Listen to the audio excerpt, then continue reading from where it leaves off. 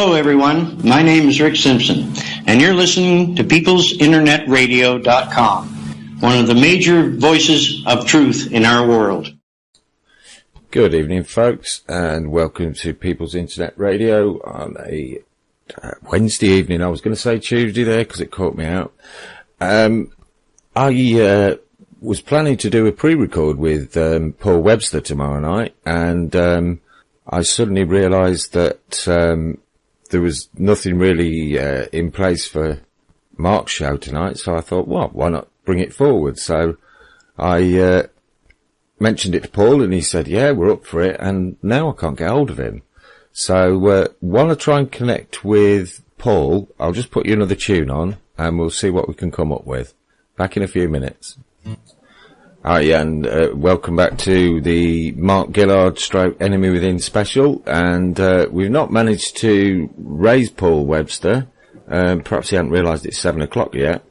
But I have been joined by two occasional guests. We've got, well, three actually this time. We've got Mark Fragz Smith over in Manchester, and we've got Ken and Suzy, who've just fallen off the Skype call out in Spain. I think Suzy's maybe going to put a lippy on. Do you think, Mark? Yeah, probably. How you doing then, anyway, bud? Yeah, I'm not too bad, thanks, Andy. Just plodding on as usual, like you do. Ah, right. Well, it seemed kind of fitting that I dragged you in when I couldn't get hold of Paul. Well, you actually called me, thinking we were just going to have a natter. But when we had a talk last time, it was pointed out to me by Lee the other day that we pretty much nailed it on what was going to happen in France. Yeah, I mean, if you understand politics, modern day politics, then it's kind of like all in front of you, really, isn't it? So, but yeah, I mean, something's definitely due because there's so many things I think that's in the air anyway. They're trying to take over the internet. It's not a new thing. They've been trying for a long time. There's quite a few other things coming through. There's a big UN conference as well coming up. It's going to last a week soon, this November. And that's a pretty bigger. So obviously when you've got your fear, obviously security is needed more than ever. These things tend to be passed middle of the night, for example, parliaments and stuff like that. So yeah, I mean, going back to the France thing again, which happened with the Charlie Hebdo thing, I'm seeing a classic. I mean, I'm even thinking Gladio set up, stuff like that anyway. You've got to look at what's being held back, what the public are not going to accept so easy. It's quite simple outlook to have. I think I got by pretty well with it. Well, I was listening to Patrick Henningsen while we was just before we did our show on Sunday night for an hour, and he was pretty much saying he thinks this is Operation Gladio 2.0 in full swing now. Yeah, it's been in the pipeline for a good at least 10 years. Yeah, absolutely, without a doubt. I mean, obviously we're all in the mind there, so obviously whatever the mainstream media says, it's the opposite, and have the steroids, you know. Yeah. So yeah, I mean, I've not caught up with any of the guy's work of late, but he kind of geopolitically nails everything, I think. Well, I haven't really been watching much mainstream news because, you know, all too often you can spot the green screen there, and it's just like a big stage act, isn't it? Yeah. And I know Ben Emlyn-Jones did an excellent analysis of it all last night. He did a special show because he thought he needed a dressing. And something quite interesting I found that he was saying that quite a few people have been saying to him on Facebook, if you trying to call this as a false flag, please unfriend me. So he said, I did. I unfriended quite a few of them. He said, I wasn't going to even bother arguing. And he made quite a few comments about the French flag meme that spread all over YouTube and Facebook. Thankfully, it seems to have died down a bit now. But he did an excellent close to the show as well when he was saying, people say we should show some respect to those who died. He said, okay, well, let's put it this way. You're walking home this afternoon and you see an old lady out with a shopping trolley. She gets set upon by a gang of ruffians, beaten to the floor, killed. What do you do? Well, most people would call the police, but no, don't do that. Have some respect for the lady. Just say nothing about it. Yeah, it's all conditioning, not in my book. Well, all that's required for evil to triumph is that good men stand by and do nothing. Absolutely spot on there, mate. Absolutely. I mean, enough people are not questioning everything. I mean, we've got to look at the way psychology has been... I mean, we're totally under attack daily by psychological, tactics. It's everywhere. Politics is psychology at the end of the day. You have the illusion, because we've got cameras in... excuse me. You have cameras in Parliament, the illusion's there. The new breed of politicians, if you like, this generation of politicians, they're trained and bred to basically do this job. It's the people behind the curtain. That's why these things are happening. I mean, Syria's going to get the all clear. United Nations are going to be bringing through some bills. The internet is, excuse me again, the internet's obviously going to be under massive attack now. I picked it up somewhere without checking it out. I'll only mention this for others to check out. Is apparently in France they are outlawing conspiracy theories. That's all I can say about that, because I've not checked it out. But I think that kind of says what's going to happen. If you look at what's happening in Spain, I know Ken there, he's clued up with this. They made some laws, I think I've mentioned before, where it's €30,000 fine if you fly in a flag outside a government building around election time. Yeah. And basically silly laws which are just at that next little step to oppress everybody. It's so gradual and gentle. You know what I mean? They build up the enemy build up their defences before they attack, and you don't know because the enemy's 2 steps ahead all the time. Yeah. And that's the way. It's the same thing. I mean, it's the old false flag thing. It's been written for decades as policy, in order to get certain things done. I mean, 9/11 was the big thing, wasn't it, really? And that so quickly was shot down in flames, no pun intended, obviously, but, everybody got straight onto that. And whoa, this is dodgy. They can't cover everything, the enemy. But it's too late when they've done it because everyone's in fear. They've got their effects in people's minds. It's all psychology. And if you're aware of it, it doesn't work and you don't suffer it. The only thing you suffer is the ignorance of others. Yeah, that's right. I mean, Ken, you've been watching from a little bit of a distance from what's happened here. What have you noticed the last few days? The obvious next step, the obvious next step to what they've staged is to bring in the next stage of the plan. You see it in France. They've now got, 10,000 troops on the streets. Yeah. And martial law has been declared. Yeah. I mean, UK has been under military law, I would suggest, at least since Buckingham Palace and Parliament closed at the same time. Yeah. I suspect a bit before that. But I see it happening. As far as where we are, we don't see a lot of it because we're out in the sticks. But what I see happening in France, and the latest things I've seen, the security police for that football match last night in London, it's the next step. It's the next stage. Yeah. I see there was supposedly an ambulance full of explosives found outside a football game in Germany last night as well, wasn't there? So that's lockdown coming there as well. Yeah. Hanover, which is appropriate, because that's our old family's House of Hanover, isn't it? Yeah. Did I say our old family? Sorry. Well, they might be yours, but I don't class them as mine. And we've got Suzy sat there very quietly in the background. Are you going to have a few words, Suzy?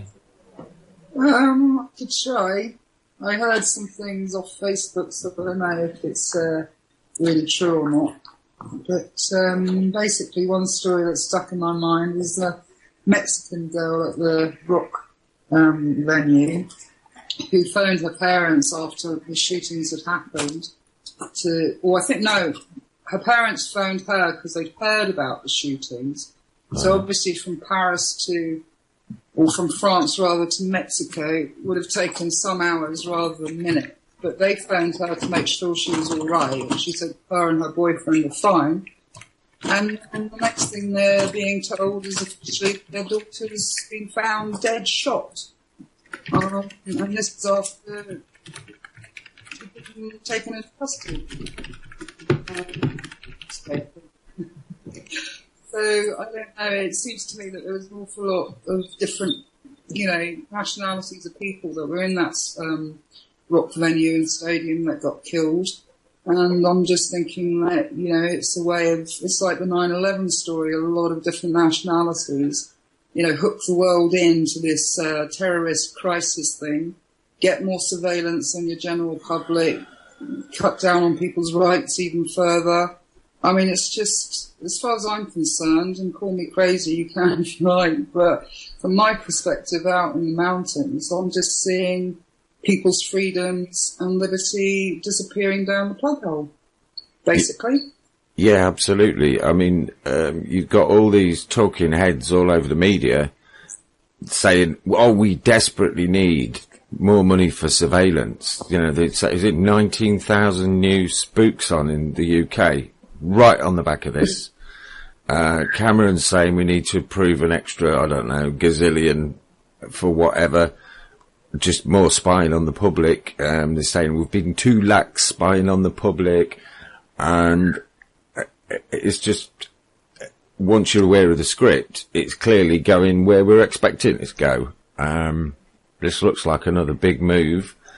I know I've been getting loads of messages off her. She's absolutely screaming as loud as she can about this. She just pointing out all the anomalies in the story, the passport. Yes, the inevitable passport arises again. Yeah. And this time conveniently from Syria. Well, it's been, apart from the deaths, and don't get me wrong, I truly, feel sorry for the people who died. But apart from the deaths, the whole thing is, a script. Well, and it's just one big snuff movie, yet again, that we're forced to swallow. And I'm sorry, but it's propaganda through and through. And it is exactly like Fragz says. It's to bring in or clamp down on people even further. Yeah, well, let's face it. Even if you believe in the tit-for-tat games, let's look at what's happened. Our 5 or 6 people have committed an atrocious act, if it's real. Murder, yeah. And one of them, who's now dead, was found carrying a Syrian forged passport. So let's go bomb the shit out of the whole country of Syria and kill hundreds of thousands of innocent people. Where's the logic in that? No, it's not justice. This is not, retribution. This is just an excuse to commit genocide yet again. And I'm sorry, but most of my, friends, acquaintances, family thoroughly believe in all this bullshit. And I'm just sick to the back teeth of it, to be honest. I've been watching this all my lifetime. And it's just repeat. But more in our faces. Instead of, watching Panorama and, from Tel Aviv or something, it's in Paris, it's in London, Your poor little pussycat was looking a bit confused there. He's not used to being on radio. But, no, also, I suppose I should take this opportunity to say that anyone who's got any interesting points to put forward on this is more than welcome to call in. My Skype is Andy_Young_Skype, and that invitation goes out particularly to Lee, because I know Lee was involved in the discussion we had a week or so back, and I certainly value Lee's input, because we had a little chat about it last night.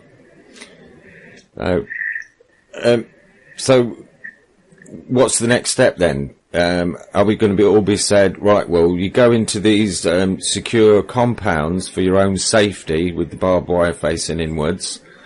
Of course it's for your own safety. And what they're going to do, they're going to get 80% of the general public go, we've got to do it for our own safety.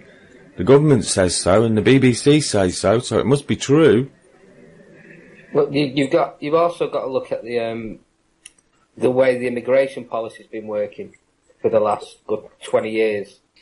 I can give an example. I spoke to somebody last night, and I brought this up as well. Mark, you can go further back than 20 years. Oh, I know, but to save, obviously, making it a bit complex just to put out there, I mean, absolutely, it was written decades ago. What it is with the immigration policy regarding and it's through the United Nations, they enable this. And you can also look at the paedophiles over the decades with this government in this country, how they've signed off all these key documents that have brought us today to this legally binding contract with the United Nations. They were all paedophiles, and it's been proven. 1970, was it 79? Edward Heath, known paedophile. Leon Britton, he was the head of, I forgot what his role was now in government, but he was basically the one who was signing off all the United Nations stuff again. There's quite a few others.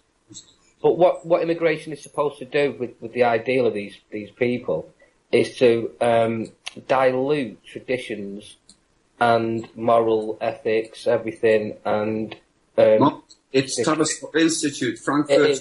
It is, yes, all linked, absolutely, Ken. But that's what they're doing. But you see, you can tie in now the ideals and the agendas of war.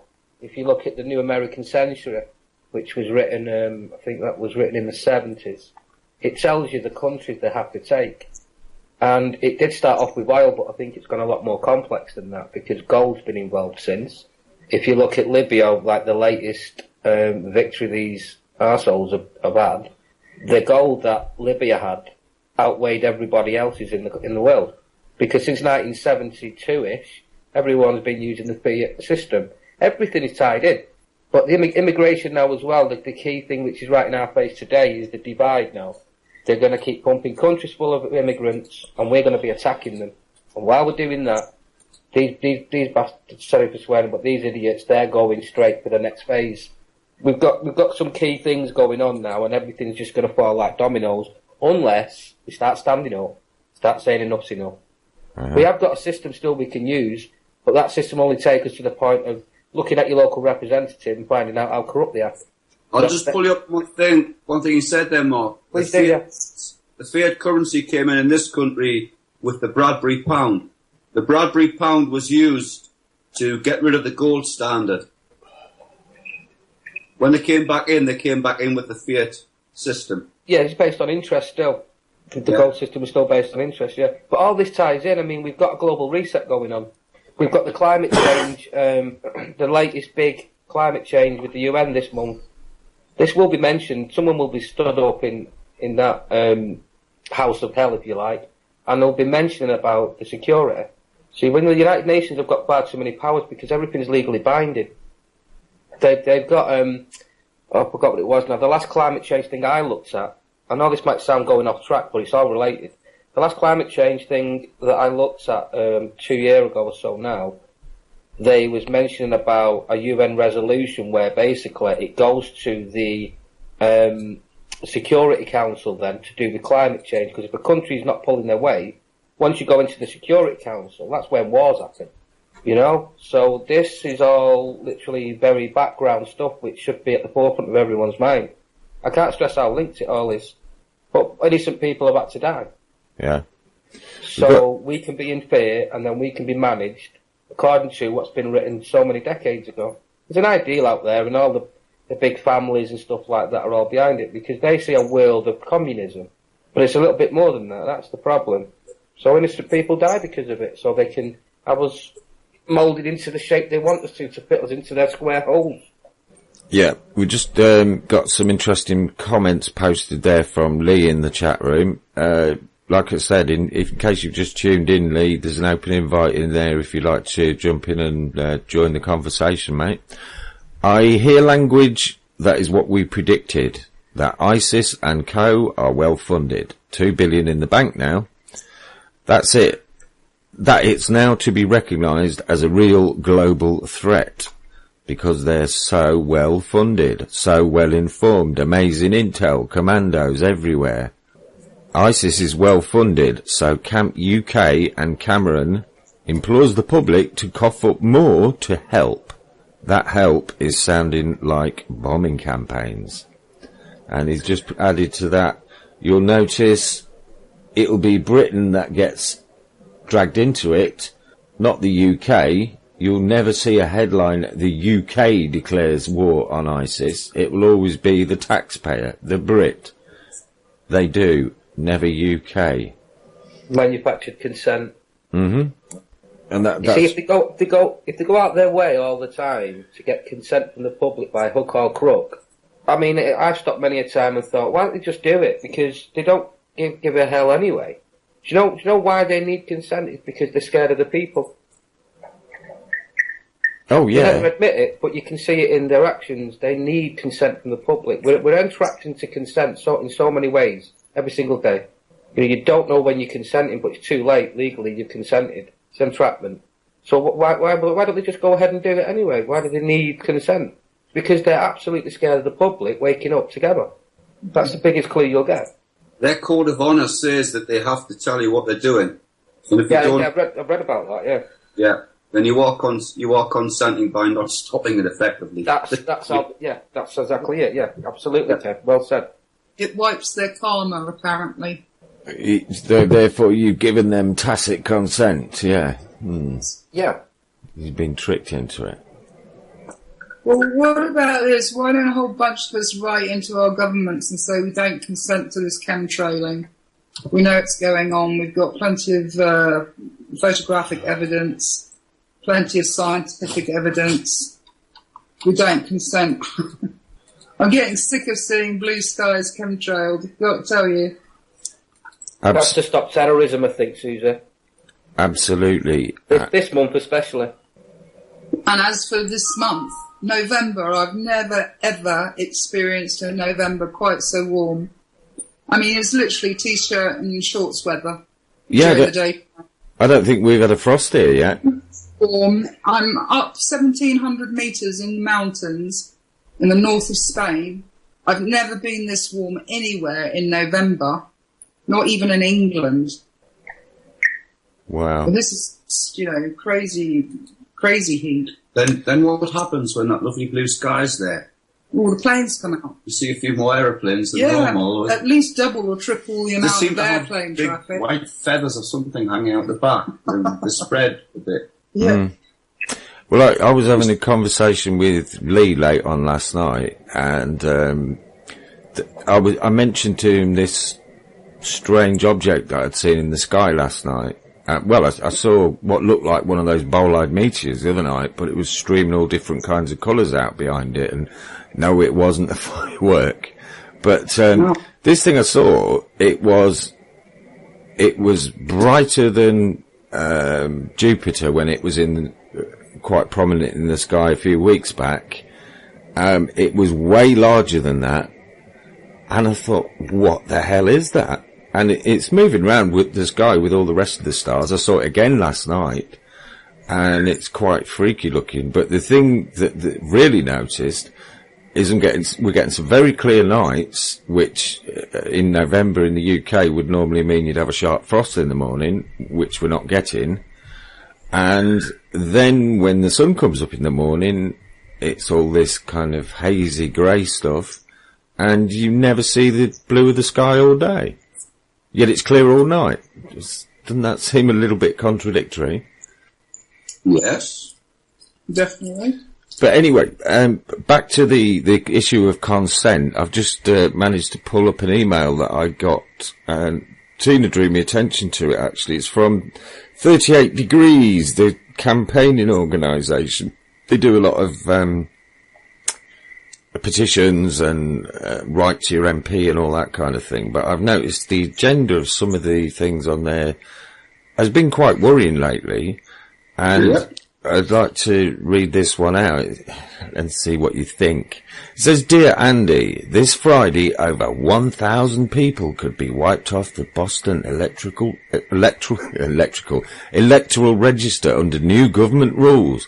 Not being registered can affect your credit rating and mean that you miss out on voting. The worst part, many people have no idea it's happening to them. Together, 38 Degrees members can sound the alarm. The people about to be taken off the register are our neighbours, family, friends and colleagues. People we see every day. If we all commit to telling 5 people in Boston about Friday's deadline, we can make sure our neighbours are still registered. Can you tell people you know in Boston to make sure they're registered? You can share the graphic below on your Facebook wall, or you can forward the email to people you know. Better yet, a phone call or a text message will do the job. I bet it will. Andy, I got that email too, but it didn't say Boston.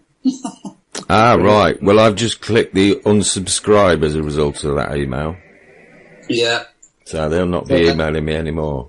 One of the last things I did before I came out here was send this piece of paper that the council had sent about who's in the house registered to vote. I just said, there's nobody here wants to vote. Just take anybody that's in this house off the register, please. So it's funny that 38 Degrees should be coming along and saying you're going to lose your vote. It's not. It's got no value. The vote's got no value. Anyone who thinks it has, I believe, is living in cloud cuckoo land. That'd be a chemtrail cloud as well, and they're loving it.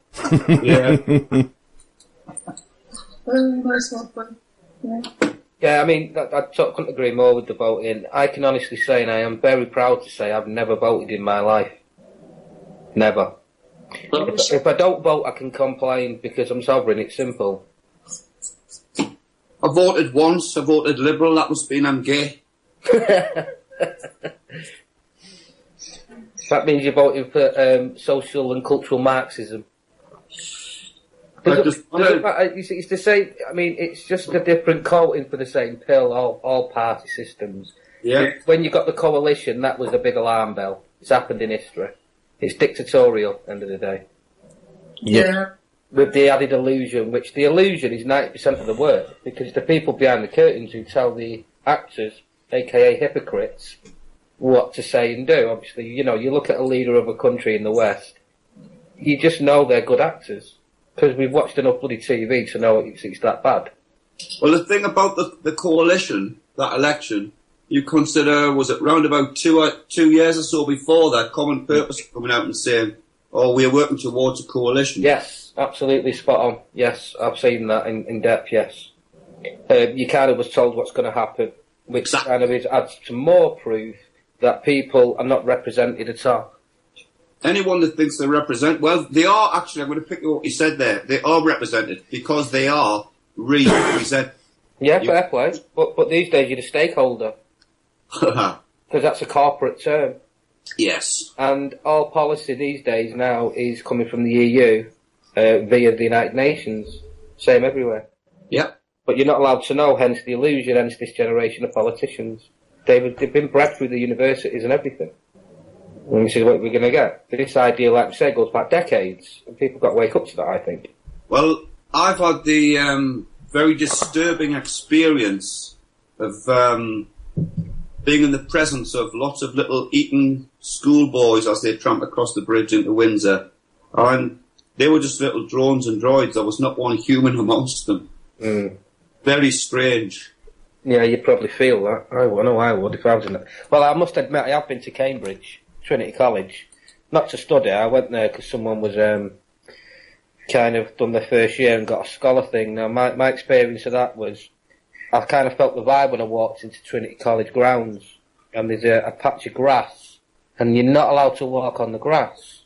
And only certain people who were doing so well, or, best at arse licking, I don't know, they're allowed to walk across the grass. So you have someone in their gowns walking across the grass, but yet 99% of people can't. So I walked on the grass, and I got told I'm not allowed to walk on the grass. It went over my head, that. All I was thinking was what I'd do to kick a football on here now just to piss them off. Nice. But I'm talking the person who went there who kind of got a label of scholar within the first year. That gentleman has passed out of Cambridge Trinity College with his head switched on, and it has been put to him what's happening in the country, and he is shocked in a big way, and he's going into teaching. So I think we might have a good one there, but it was quite odd because I was told a story in his first year that a very high-ranking judge asked him out to dinner, a young 18-year-old lad. And I thought, well, that's a little bit dodgy, that. But obviously he was working him out. You know, I think the universities need to be pulled down. I really, really do. Because they've been changed. I mean, the last thing I seen to do with Cambridge, Trinity College, was a conference with select people invited, where they was basically talking about paedophilia, how normal it is. And they had a paedophile there who was on stage. You can get that on the Breitbart site. They've done a good cover on that, and I read into that. Pretty dodgy. This is where the ideals are being put into the minds of your future leaders, and there's a very key phrase: future leaders. You know, you have things like France, which enables to bypass the rule of law. You know, it's secondary, and you're basically at the bottom of that chain because you're the living soul. It's scary stuff, very scary.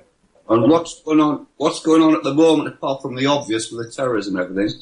In the background, TTIP is getting pushed through. Yep, going to mention that. Well said, Ken. I was watching about it last night. Something more up to date. There is, but I'll just say this very briefly. There is a few countries now who are backing out of it because there's a clause in there. I forgot the abbreviation for it, but it's what enables one country to sue another.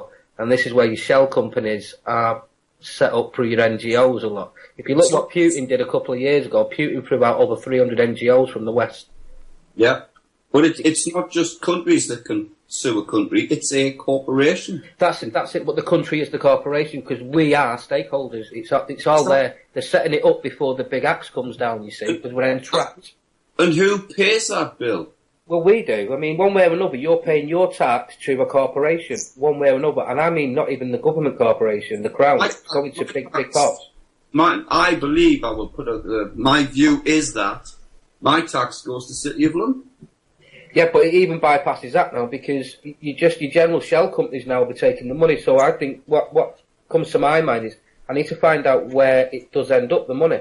Because we do know we've got an Officer 151 in councils. Yeah. This is EU directive. This is one of the bigger ones. And they're borrowing money from banks, basically, in the excess of, like, you know, hundreds of millions to billions. And the interest they get off that, this is like Deutsche Bank and things, the interest they get off that is what they run services with. So what's happening to the council tax? Well, we know we've got, I mean, there's some brave people out there who've been exposing this over the last couple of years.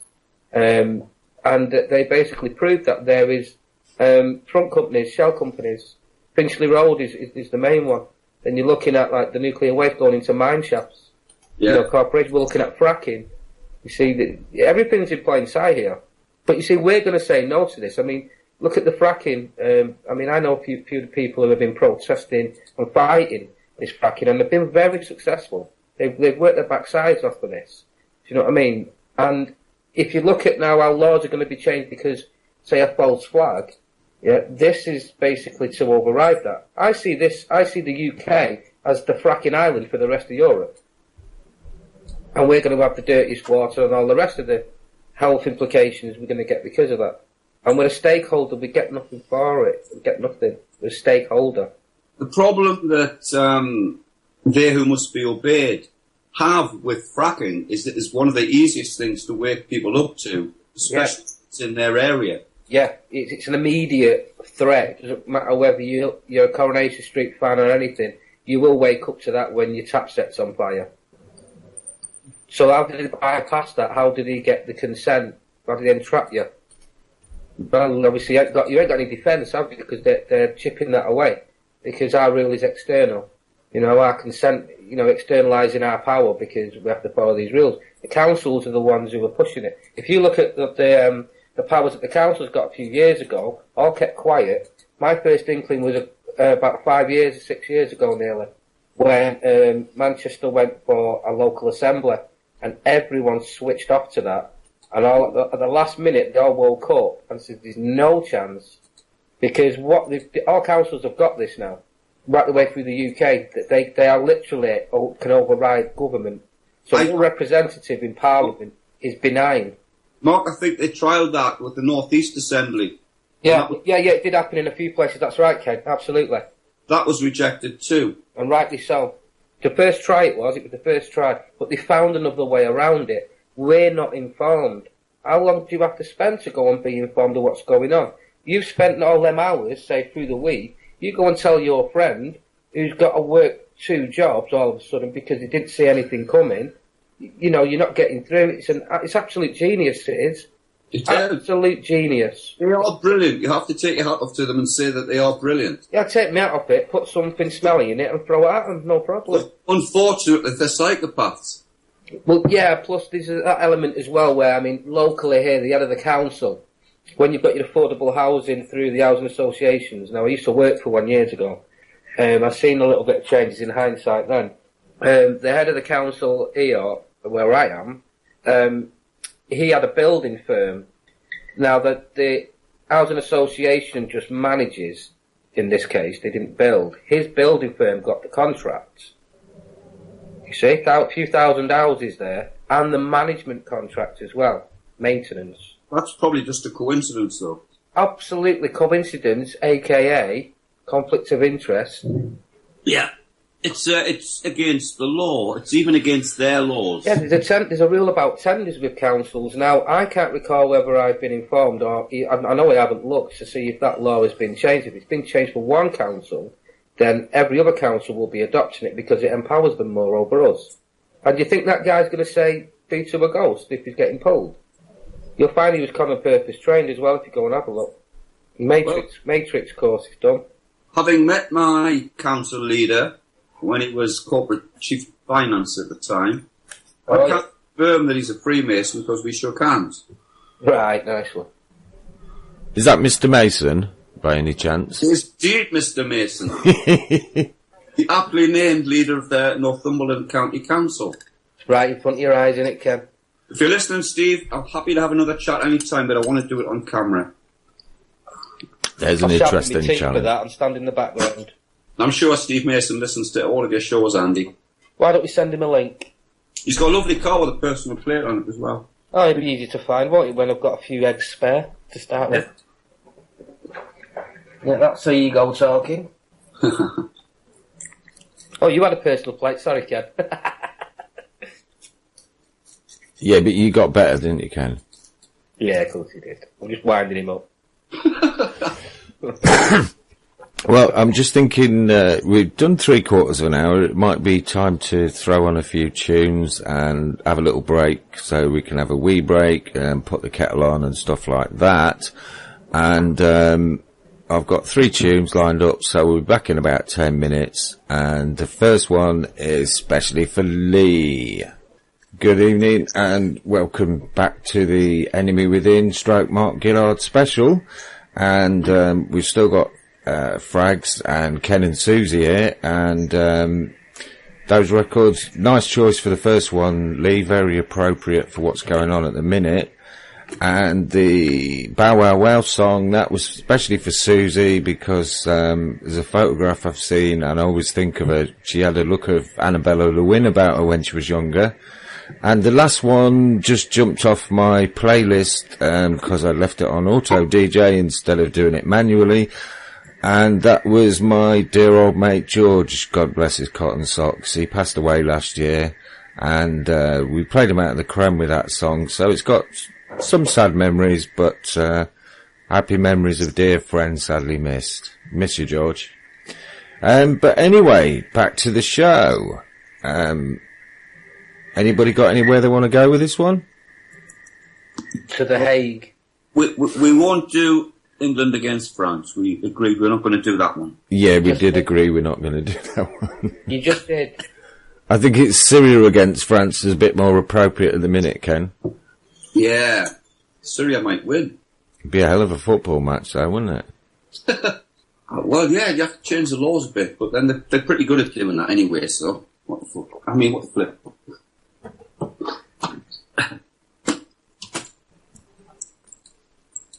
So what we're predicting anyway for the outcome from the attacks in France, I wonder. Well, the same as usual, Mark. I mean, it is getting boring from my point of view. How obvious does it have to be? I'm very frustrated about all of this. How obvious does it have to be before Mr. and Mrs. Average wakes up and says, hang on, I've seen this kind of thing before. Well, that's a bit of a biggie, that. Putting it in a question, it's a bit of a biggie, isn't it? I mean, I personally think there's a balance going on. If everyone wakes up quick enough, there's a fighting chance. But if everyone becomes a victim, well, it's game over, really, in a sense, isn't it? Do people have to become a victim first before they wake up? I hope not, because if everyone becomes a victim, well, they've kind of got what they wanted, haven't they? You're oppressed. You kept down. In my experience, they either have to become a victim or be close to someone who has become a victim and, you know, have experienced what we are saying is going on. Mm. Delamita just put a question in the chat room here. You're obviously not keen on football. Good on you. Can any of you explain where ISIS has come from, origins? Well, I do remember seeing something that was quite an underground show from America in the 80s. And there was this gentleman, and I can't remember the name, I'm terrible, I've got a head like a sieve. He sits there being interviewed, and he says ISIS. And he says it stands for Israel Secret Intelligence Service. Well, this is what... In the 80s, that's what the Western government called them. Yeah, because there's a few of them, there's Van Barith and all that stuff, but, you know. There was, Ken O'Keefe, was on, what was it called? Press TV, doing an interview, and he's talking about that very much same thing. Right. I did mention earlier that Paul Webster had not been able to join us, but he's now with us, so he's going to come and join us for the last hour of the show, if we can get him in touch. But, hopefully he'll be here with us in a minute. Excellent. So... Can I just tell you a little ripple effect? I've got a friend who lives in France, and her daughters go to school there. And after the first Paris attack with Charlie Hebdo, there was Muslim children, you know, being separated from Christian children in the classrooms that they'd always been together in. You know, so we're talking, you know, a few hundred miles away from where it happened. There's children, you know, being divided. Yeah, it's terrible. You see, such programming. Yeah, I mean, I always, you know, when they always use the religious titles of Christian, Muslim, or whatever, right? Yeah. We're meant to believe that these people are practicing. It's sleight of hand verbally, isn't it? This is how they get into your mind. So we're seeing Christian children who have got Christian values, and we've got, the Christian values are what the media tell us they are, by the way. You know, but how many of these people are not even interested in religion? Yes. We don't know that. So, but yet they're still being separated, so they're being forced into that. Yeah. This is the total idea of control through psychology. I mean, if people, it's not easy for some, I've noticed, but I find it very easy. But no training in it, nothing like that. It's just all to do with the mind. They call it the information war. What's information do? It's something you absorb in it and make your own opinion. Based on what, though? Some people go out the way, some people follow what they're being fed, you know, because maybe they're too busy, you know, they've got rules, they've got, you know, things like that. It's a terrible, terrible thing, but I don't believe there's that many Christians in France who are practicing. I think the minority is the religious people. Yeah, can I put another dimension to that? Please do, Kenny, absolutely, man, please. Christian, right? Do the Muslim people in France have a slightly different colour skin to the Christian people in France? No idea. Because I do believe that they're pushing the race thing pretty hard as well. If it's not race, well, it's religion and then it's race, isn't it? Or vice versa. So yeah. I was connected when it's used as a weapon. Yeah. Well, dude. Yeah. Somebody who looks different to what you normally have, what you normally see around you. Well, going back to the ISIS thing, I mean, obviously, I'm sure a lot of us are aware of Brzezinski with the Mujahideen back in the day, Al-Qaeda, you know, the base and stuff. But if you go back a bit further than that, and you look at the Muslim Brotherhood, I'm going to tie this into today as well on a really, it might seem a bizarre level, but it's all evidence. The Muslim Brotherhood was kind of really pumped up a lot in the early 50s. These were originally people who were against the agenda going on to do with the oil and the global politics and the world to be controlled. and everyone being addicted to oil without being consent, no other alternative, blah, blah, blah, quite a few other things. Now, that has been changed over the decades to basically breed radicalisation in people. Yeah. You've got to nap somebody off. I mean, if we can just stop for a second and just think, we're in Gaza right now, and everything's just being totally destroyed around us, our families, all this and everything. You're human and you've got that will to still live and survive. What's your only option left? Well, you've got to throw a stone at a tank. I mean, if we could just put ourselves in that position, and yet you've got all these immigrants fleeing, but yet they're using that. It's all set up. It's all set up on purpose. But yeah, you look at the Muslim Brotherhood and of the radicalisation again. This is where people turn to. They've got an outlet. They can turn there and they can get some, which is basically indoctrination. And if you're really radicalised, you'll be spotted and you'll probably join something. Now, the Muslim Brotherhood has been proved to have been funded by the West for a long time and used by the West for a very long time for political gain and more. Now, when you look at social services now and the police, they're literally talking about new rules which override rule of law that basically can have children stolen because they're radicalised. Do you know why? And I've read this and I've got the documentation and I've even featured it on one of my videos when I was outside the Midland Hotel with you, Ken. This is how they're going to steal children. Now, also to tie into this, if you go back to Chile, when Pinochet was around and everything, there was a big thing where they were stealing children. They had pregnant women in prisons, and when they give birth to them children were then put with families who were pro-Pinochet. Okay, now this is building a future. That's dangerous. That is intense. And them children are now looking for their parents and finding out they're dead. Yes. You see, this is the kind of thing that I can link with, you see, what's going on. Now, this is absolutely I couldn't say this to a friend of mine, for example. I can literally put this in front of people. Why? This is not a coincidence. There's no such thing as a coincidence on this kind of scale. You see, this is part of the mechanisms of the ideal. This is how you enable it. This is how you make it happen. And you're not only making it happen today, but you're ensuring it for the future by going for the kids. The kids are always the first thing they set up through education.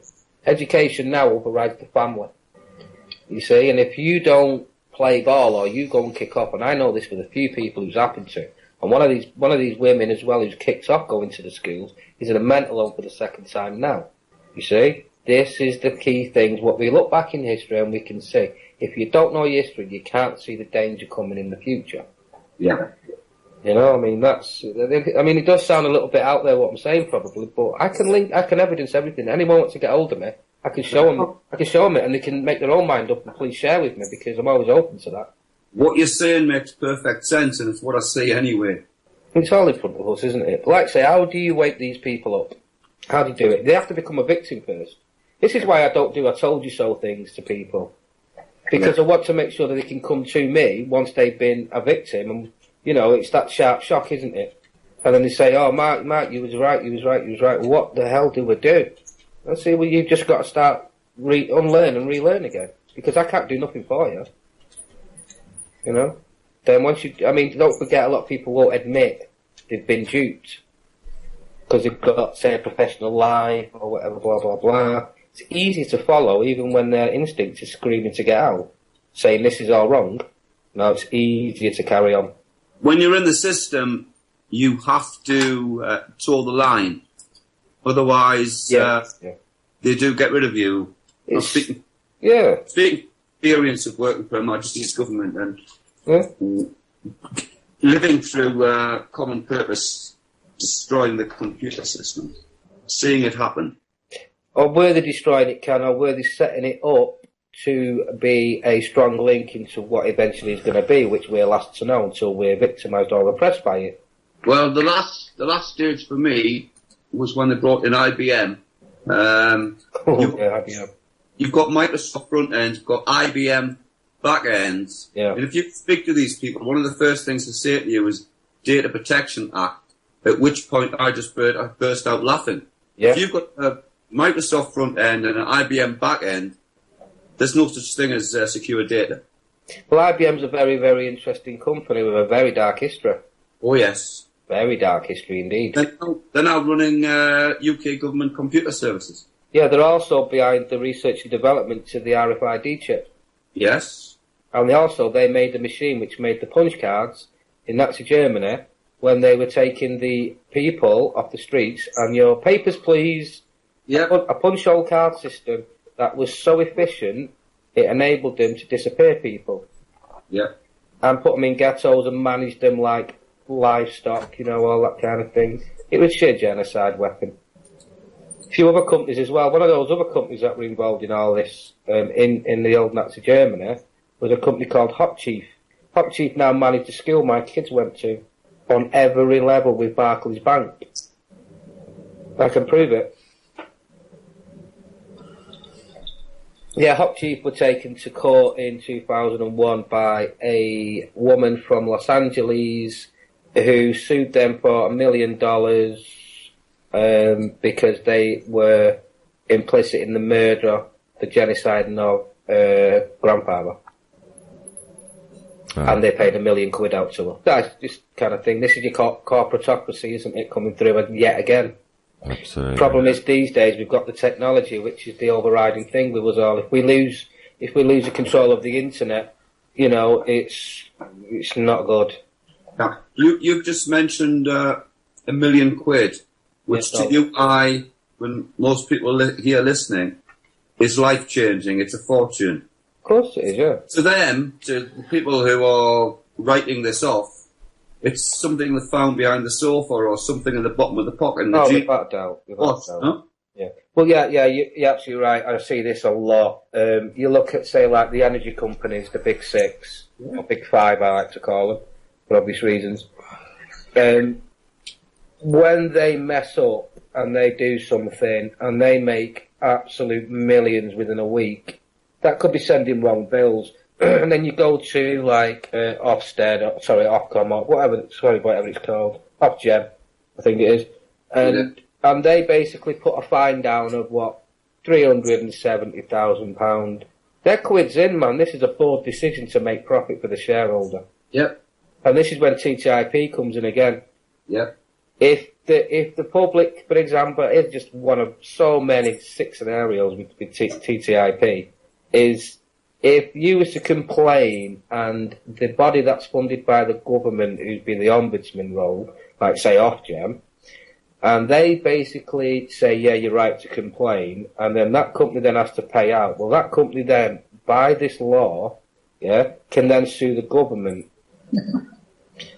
Yeah, that's just one little tiny scenario, that, when you look into it.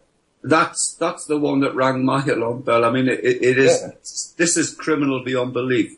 Absolutely, it's total world domination through the corporatocracy, isn't it? We said it before, but you just said sue the government. Yep. Who is who? Who pays this bill? Well, that's it. The government are just the handlers of us. That's it. The illusionary kind of setup, isn't it? It's just. I've got to laugh because it's just so insane. How people could sit down and watch Coronation Street when this is pending? I mean, come on. And how do we pay this bill? Oh, well, let's... taxpayers' money, mate. Let's cut some benefits. Cut services. Don't forget the services are being run by the interest on the loans they took from the banks, and council taxes going to the Caymans. It's like, I kind of see it the way where we're all gradually turning to the EU system, Napoleonic law in every way, right? And it's gradually happening, excuse me. But what we're seeing here is asset stripping. It's like, it's all over, all the elite in the UK, the crown and everything. It's kind of over, so we're just going to pillage whatever we can because this system's coming in. And we'll set ourselves up at the same time to make sure we can survive in this system. It's terrible. It's absolutely terrible. I mean, this is just modern day. So, I mean, if you look back into the medieval times when you had, say, like your monarchs, and how ruthless a lot of them were, if not all of them, either way. We're just seeing the same thing, but this is why technology is key, you see, because it makes it so easier. Hey, big difference, Mark. Big difference to the people you just talked about there. Yeah. Your king, your monarch, your leader. Yeah. He was on the battlefield. Well, yeah, arguably, I can go with that, yeah. If he was going to have a war, he was out there, and he was king because he was good at fighting. Pretty much like, the top bully at school. The king, with his army, the king was on the field and fighting. Did happen. It depends how far back you're going, by the way. That's true. I mean, if you go right back to the old Saxon days. I'm going back to the kingdom of Northumbria, and when Wales was a massive kingdom, possibly the biggest one on these islands. So that'd be about pre-Saxon then, wouldn't it? Yeah, you'd be living in Wales where you're sitting now. Yeah, pre-Saxon, definitely. And the kings went out there. You followed your king into battle. Now, let's roll this forward. Okay, let's go to war. Let's have David Cameron and that. I'll try and say his name without swearing. Ian Duncan Smith. Ian Duncan Twit, yeah. And let's have Theresa May dressed up as Boudica or something. Theresa May be a man? Maybe not, yeah. Then, as they're knocking their ways through the defences, we can follow them into battle, if we feel like it. Now, are you ever going to see any of those cowards face any of the dangers that they put our offspring in? No, because it's management of the herd, isn't it? Exactly. I mean, I find it interesting because they were stand-up leaders in history. I mean, It's quite undeniable. But it's quite rare when you look at it over the hundreds of years. I mean, you look at the Saxon days, the leaders, if you like. Who were the Saxons? Or what you'd call the lords or something, in a more modern day. They used to wear, I've read it, they used to wear a buckle on their belt which was gold and it was worth the price of a life. And let's just say it was $5,000. So they had the right, once they've got this belt on, to put a sword on anybody and drop this belt buckle down. There you go, blah, blah, blah. So life had a price. That's the Saxon days. As it's been written, I mean, I've not gone into depth. It might not be accurate. I've seen a lot of England at St George's Cross flag waving, St George, Turkish, I believe. Flag wavers who are proud to be Anglo-Saxons. Someone's lacking a bit of a few pages of a book there, I would think. I've seen worse that's had me fall off my chair laughing. I've seen the EDL mob before today flying the St George flag, and someone stood next to them flying the Israeli flag against the Muslims. You just can't make it up, can you? I mean, I could have made a cartoon out of that for me when I was a kid. I'd have loved it. Sorry, I am against all that kind of stance anyway. It's totally part of the game. I'm against waving any flag. Even if it's got NUFC on it, I will not wave it. I'll tell you one thing, Ken. If I'm freezing, it doesn't matter what the flag is, I'm putting it around me. Oh, yeah. Simple as that with me. I will wipe my my body poos with any flag that you give me. Fair comment, Ken. We've just got an interesting series of comments from Lee again in the chat room. Come on, Lee, don't be shy. You're more than welcome to come and join us, mate. He said I presume this is about the Paris attacks, it must be. It's okay, the perpetrators will be hunted down and killed publicly for all to see, and they'll rejoice that they killed them, and the people will sing praises. If you take on board some of these surveys the media are pushing out, 76% of the public would be happy to part with more hard-earned cash to pay for care, and 56% want Cameron to start bombing Syria. I feel it's going to be a very, very cold winter this year. May I just say, hallelujah.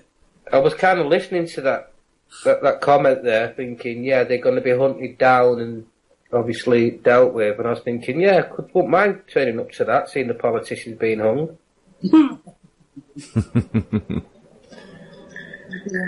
I'll bring my own lamppost, don't worry about it.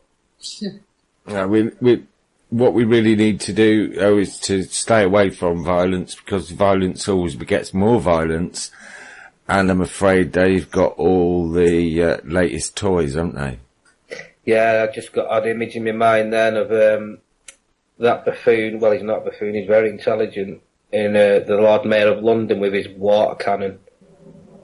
Yeah, well, I'm more concerned about going back to Andy's show last night. It was last night, wasn't it? Yeah. Exactly, yeah. You've got all of these towers positioned all around this tiny little island that you guys are on. And here, there's a couple just here in these mountains. What if they tune them to a different frequency?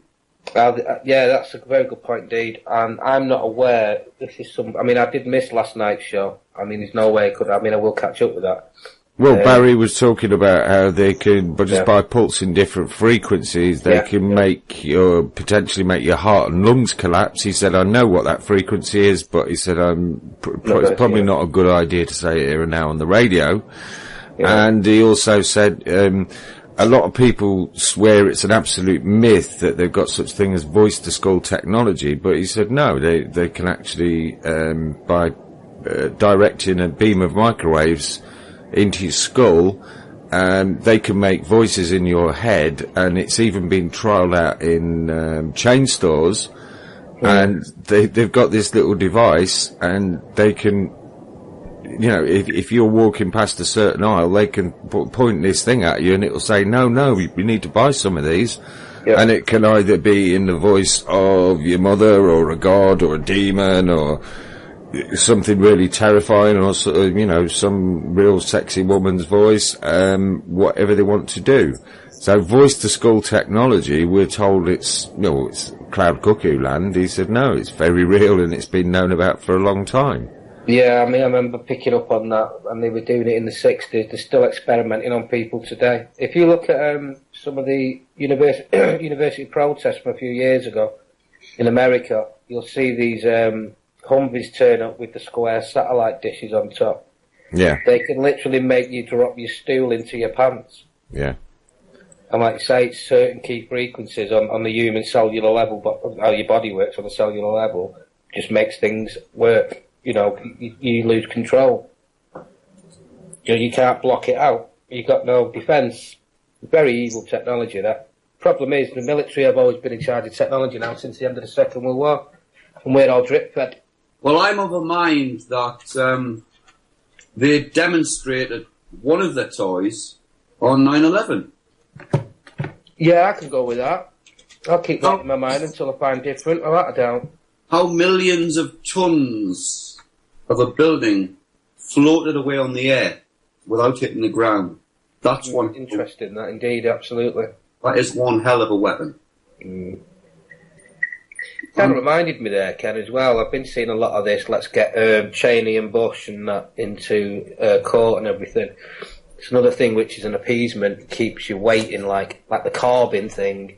Yeah. Oh, there's someone there, let's wait another 5 years. Too late, 5 years now. The situation we're all in today, 5 years is just enough time, really. Seal the bloody, weld the bloody door closed on us. Give them credit, Mark. This Corbyn thing is a masterstroke because it's got so many people thinking, oh, great, we've now got a guy in there, who cares? Yep. Yeah, it's yet another carrot in front of the donkeys. It's appeasement. It'll have you waiting another 5 years. Yep. Yeah. It'll have you glued to the mainstream media as well to keep in touch with it. Has he got a blog out there? Is he going against the grain? No, he's not doing anything. He's there to do as he's told. Exactly. Because the people who are running the show are behind the curtains. Always have been. We've seen the outcry against Blair and that kind of, Cameron, your slick, presentation-trained deliverer.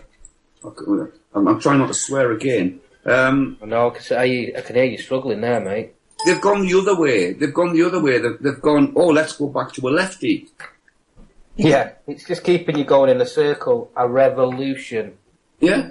Oh, it's obvious, to us what's going on, but people are buying into it. People are, oh, Jeremy Corbyn, this, that, look what he's done now. He'll keep his little butty poos cleanly wiped, I think we're all aware there's about 3 or 4 things that need immediately need dealing with. Corbyn's not mentioned one of them. No. Does it matter how any of us put it, we'll all end up at the same key for 3 or 4 things here. Corbyn's going nowhere near it. If I meet a politician or anybody, a politician, yeah, I ask them one question. What's your stance on money as debt? I ask them one question. I ask them if they're a paedophile. No, I'm serious. Yeah, but that's a symptom of what I've just asked. Yeah. That's why they get these people in there. Absolutely. This is where the universities are key. If you go back to the 50s, when the guy who was head of MI5, I think he come from Trinity College as well. You look at the espionage things in the 50s and 60s and 70s. MI5's Cambridge. Yeah, and MI6 is Oxford, apparently, yeah. But I don't pick the fuss these days. I mean, I've been told a few things and all that. Well, what can I say next? Because you might get a solicitor's letter if I go on that subject. Right, well, I'll represent you. Don't worry about that, okay? I'm very common sense, so if anyone wants to be an idiot, I'm saying it live now, then, send me the letter first, because I'll have a laugh beforehand. I'll be back in a sec on that note. Yeah, we've just got a post there from Sol in the chat room. He's posted, the French government is now at war, and consequently all the European governments must follow suit as partners. But remember, folks, it is governments that do wars, not we the people, who want nothing to do with wars. As has been said many times in the past, give politicians guns and let them go fight each other, so we the people can lead peaceful lives, free from the dictates of these psychopathic perverts in their continuous war on terror. Well said, Sol. Yeah. Definitely here. So, France is at war, is it? Apparently so, yeah. So has the French army just surrendered then? Well, they were bombing the crap out of Syria, last I heard. Yeah. Nice easy targets. I know where you're coming from there, Ken. I'm not commenting. Yeah. Well, it does seem, they had 3 days of national mourning in which they cut the stock markets so they could show respect to the people and hire all the insider dealing that's gone on in that time. But they didn't give the army 3 days off before they went and bombed the living shit out of Syria, did they? Smoke and mirrors. Mm-hmm. It's a boring pattern that I've seen so many times. They should really get some inventive guys in to change the template, Agreed. It's obvious. Agreed. Well, it's like when the Paris thing was all coming out in the news, somebody messaged me, I think it was maybe Chris, and he said, you wait and see, one perpetrator will survive, and he'll be on the run, and you can guarantee they'll never find him, because that gives them an excuse to kick down anybody's door, anytime, day or night, forever. Yes, spot on, Andy. Absolutely spot on. Yep. The threat has to be alive. And I don't wish to alarm people, but I think the UK people particularly need to be on their guard, because I think we're going to see the same happening here in very short order. Because they need to push through that. They need to push through the extra spying powers bill, don't they? Yeah. I mean, when was it? When it happened, I kind of left the RT on and just fell asleep because it knocks me out. And I was just like, my mind was just, as I was falling asleep, I was thinking about what's going through parliaments now in the EU, for example. What are the UN doing? What's up and coming? While we're all basically, we're feeling this, we're all hurt by this. We're all glued to the TV on this. We're affected. It's on the forefront of our mind. Workplaces, very key thing this. Workplaces all having the minute silence or whatever. Forefront of your mind constantly. You can't hide from it. So while you're constantly focused on that and trying to basically feel better in yourself, loads of things are being raced through. Speeches have already been made. I mean, if I had the time, I would basically start looking at archival websites when the French flag went on websites. Was it minutes before, hours before, days before? Things like that. Because that's caught a lot of these false flags out over the years. I saw an interesting little snippet on what happened in France. Was it the Bataclan Theatre? Apparently, changed hands only days before. Yes. Oh, check insurance. And the previous owner has now emigrated to Israel. Yes. No extradition treaty. And the new owners is some kind of investment corporation, but headed by the Qatari Development Fund or something like that, which is supposed to be a well-known terrorist fund en route. Sounds like an NGO. So That's interesting. I've not seen that, Andy. Thanks for that. well, what we saw with Charlie Hebdo, that magazine was sold out and it was bought by a company which was wholly controlled by Rothschilds. So What Not we too much of a... Sorry, Kev. What we also saw with Charlie Hebdo was a bullet from an AK-47. I'm told by two people that fired these weapons. Same here, yeah. Travels at 300 mile an hour and will travel for a mile.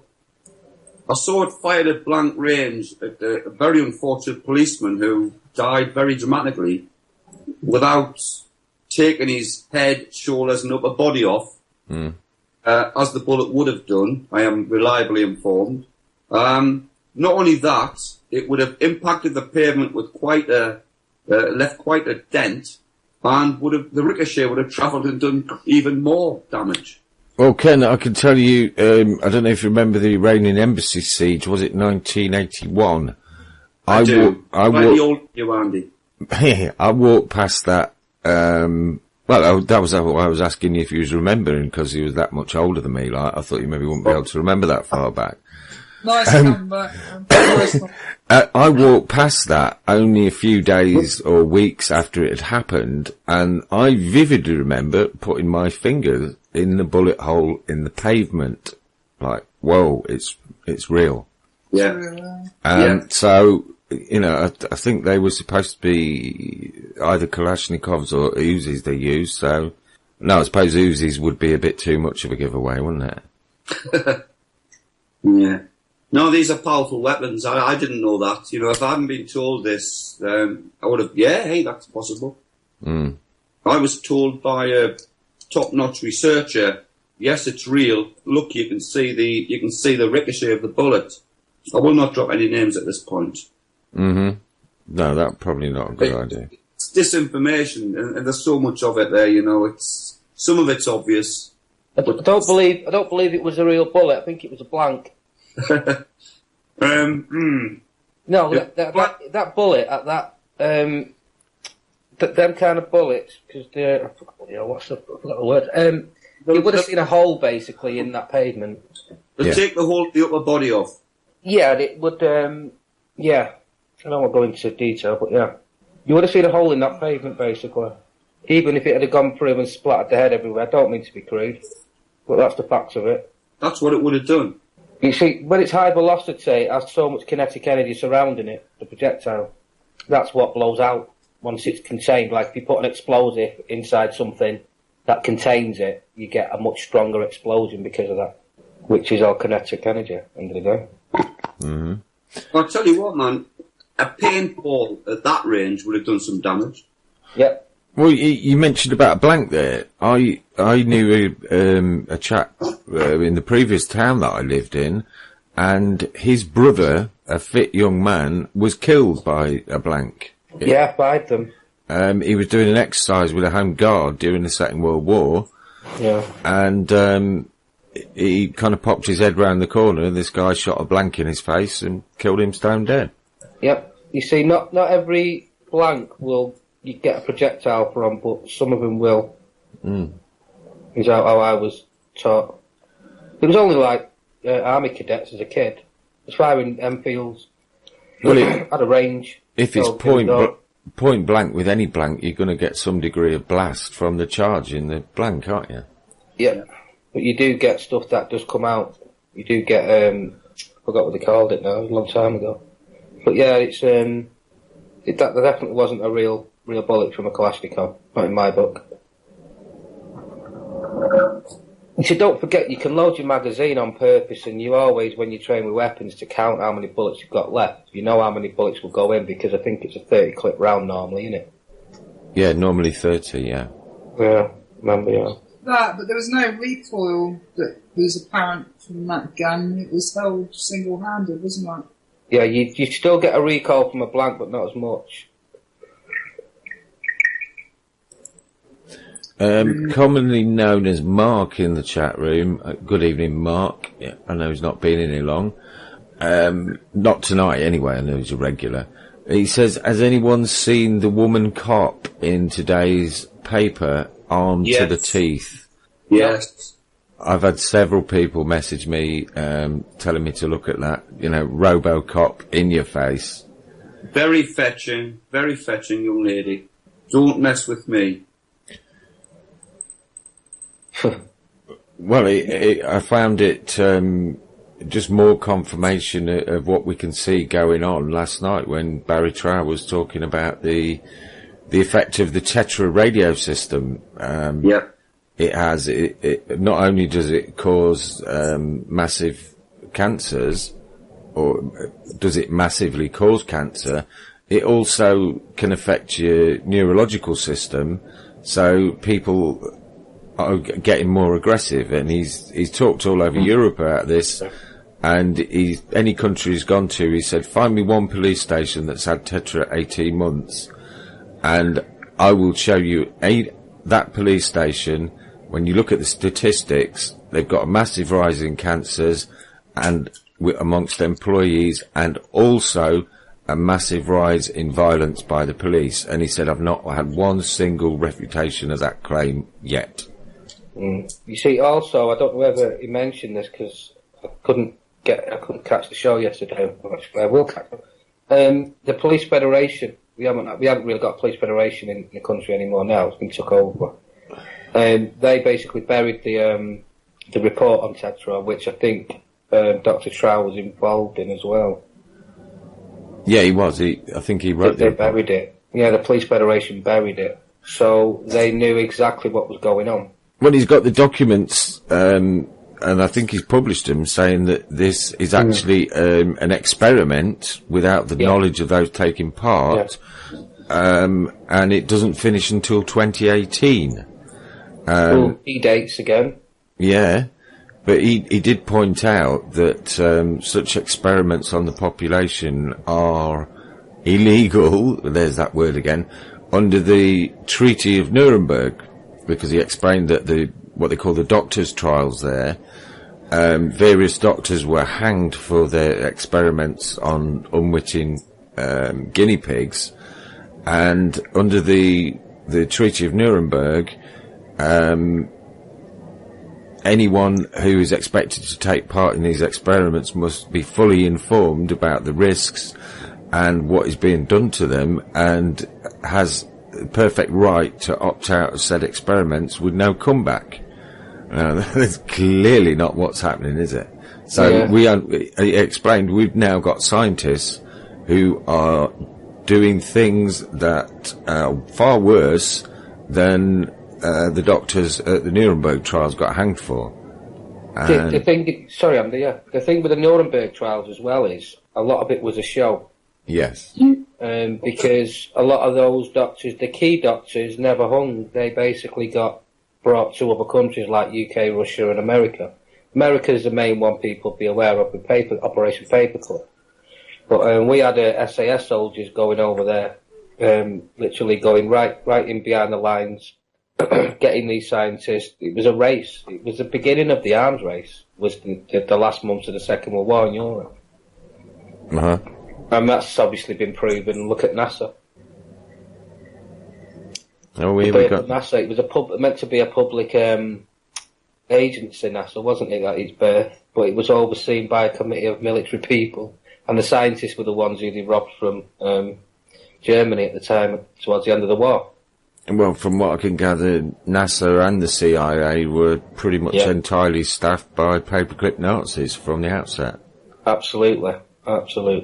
And it happened in this country as well, and it happened in Russia as well. Mm-hmm. Oh, just a little side note on that. All these scientists apparently did work a way of communicating with each other as well, in different countries. Oh, right.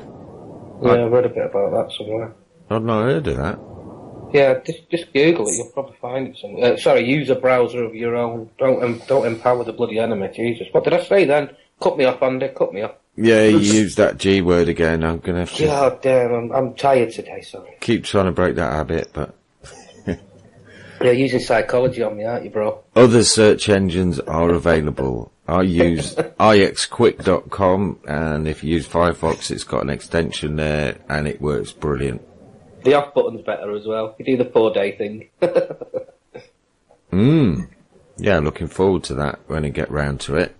I'm not. Yeah, you'll be right, mate. Sorry, what have we got there? Oh, my chat room's gone berserk. I've gone into personal messages.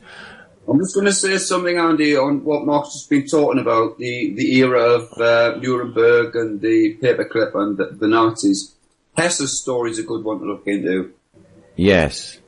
Why he came here? Did he die in that crash with the British royalty? You know, there's many, many things. Mm-hmm. Who was buying Spandau?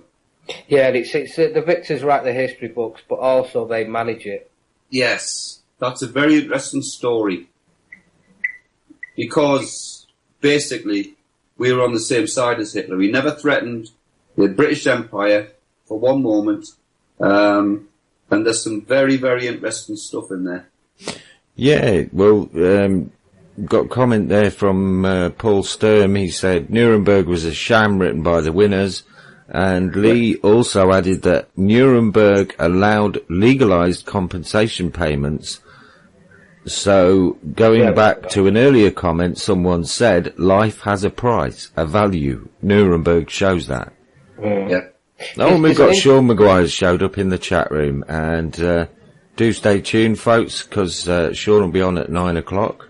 Oh, my goodness. It's only 15 minutes away. Where does the time go?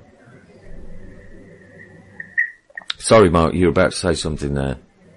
That's gone now. I was just thinking where the time's gone myself. Mm-hmm. No, when you look at Nuremberg, if you look at, some people went to prison for like 5 years or something like that. I'm terrible with remembering names of this. But when you look at when they got out of jail, the ideology of the Third Reich, if you like, which, don't forget, the Third Reich, you know, the third 1,000-year rule, if you like, or whatever.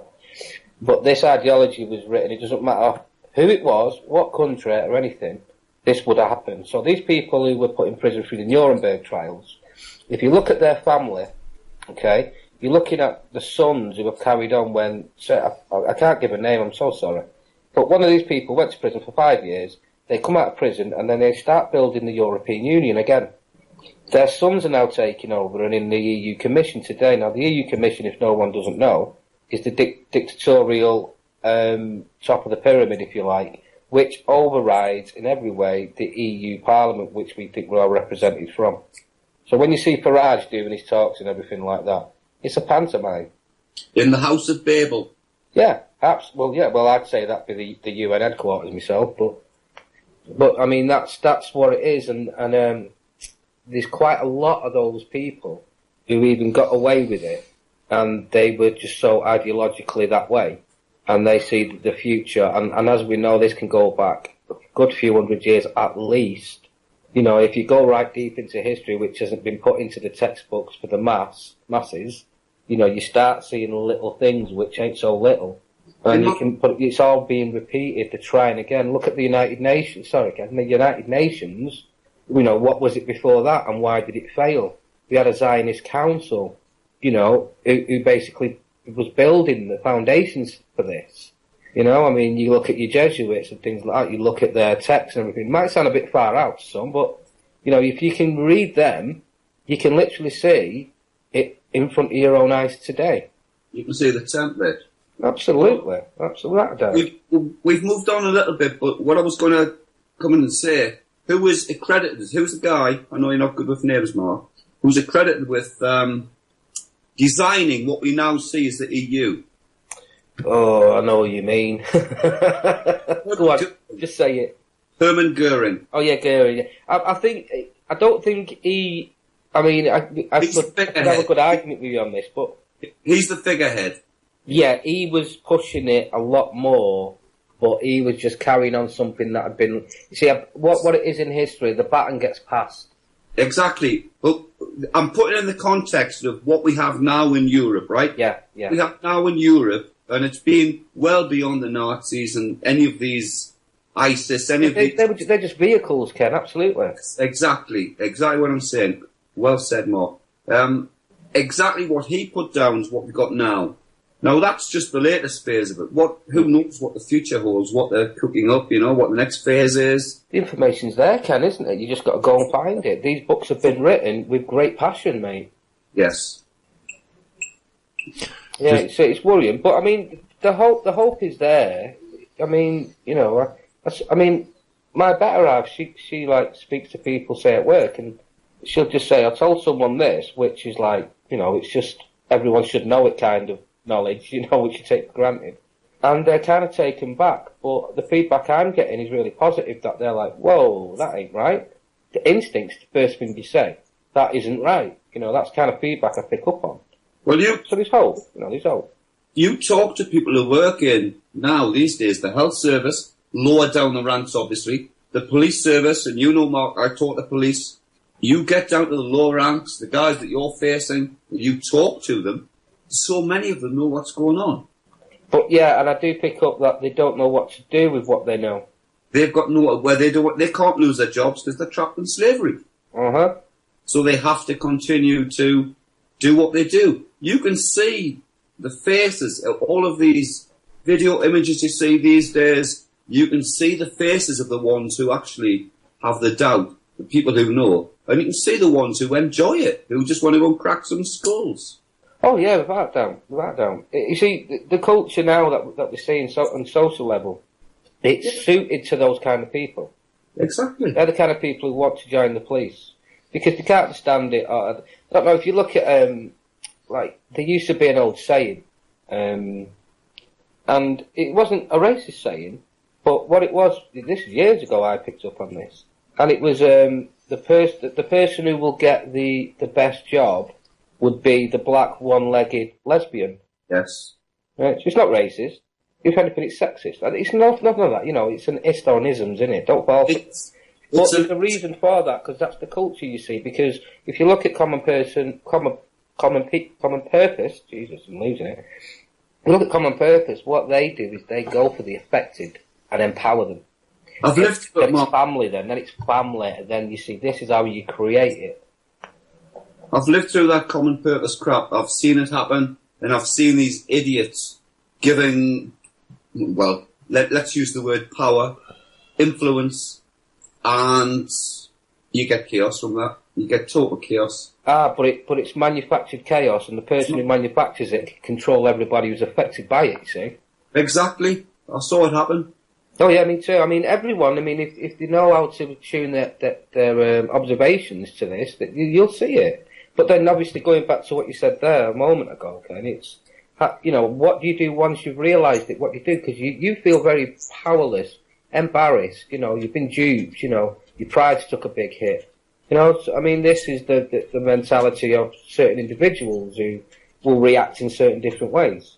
I've just always been against injustice, for example, so I kind of like bring all that in and deal with it, which I think in the right way. My outlook, especially. It's that kind of thing. So when you're looking on the individual level, if you look at how communism was created in Russia with the Bolsheviks and everything, and you can also look into the funding as well, that'll be an eye-opener. And you can see this social experiment, and I've seen a lot, I've watched like university lectures, for example, that make, say that Marxism is brilliant. It's not, because if you really do look at it, they basically want to destroy Scotland. Karl Marx has written that we'll have to destroy Scotland because they're too traditional and they won't change to the new world order of communism within 20 years, so they have to be obliterated. That's kind of his words. Mark, they've done that. Scotland's now a police state. Well, yeah, because it'll all be amalgamated eventually. I do see what's happening with the border thing like that. Scotland should be independent. Everyone should have the right to be independent if that's the consensus of what everybody thinks, obviously. But at the end of the day, you've got to watch the nationalism thing going on. Because it's part of the power play, that is. Massively. If you look at the 10 points of fascism, nationalism's in the top 3. Yep. First of all, you've got to be nationalism. Look at how Germany changed. You know, I mean, how could a human being do certain things? It's because of an ideology that's been put in the mind. Look how they went for the kids. We're seeing the same thing today. It's all for the mind, you see. It's the mind first, and then the violence happens on its own. It's inevitable. Yeah, well, we're coming up to the end of the show now, and unfortunately, Paul Webster, he did manage to get back to his Skype, but for some reason, the dreaded Skype wouldn't let us add him into this call. So we got Paul booked for Friday night, but unfortunately, he's busy. He's got caught that day, so we're going to do a pre-record tomorrow. I was going to drag him on tonight and then maybe get you two guys on Friday, but it worked out slightly different with lastminute.com, Enemy Within. And so I hope you'll be able to join us Friday night when we should have Paul on for a couple of hours, and I know he's got some excellent new information. So I'm really looking forward to that. Regarding his work on utilities and warrants, so that'll be fascinating. Would you two guys like to say, or even Suzy, like to give us a little closing message before we play out with a tune? Well, stay positive. Love you all. Keep strong. I'm going to beat this because more and more people are waking up. These false flags do some good, even though they're horrible. And good night, everybody, and pleasure as usual, Andy. Thank you. Thank you, Suzy. All I can say is, don't believe the hype. I was going to say exactly what Suzy said, but not quite as posh. That's brilliant, mate. So, yeah, thank you thank you very much, everyone, for joining us tonight. And in a few moments, we'll pass you over to the capable hands of Sean Maguire. He'll have a great out of the bag lined up for you. And I'm not sure what. No, we've got Cancel the Cabal then on at midnight till 2 with Stephen Roberts. So, should be a thoroughly enjoyable evening, and hope we haven't bored you all too much in this first couple of hours. Thank you very much, Mark, Ken, and Suzy, and we'll all bid you good night. Good night. Cheers. Cheers, man.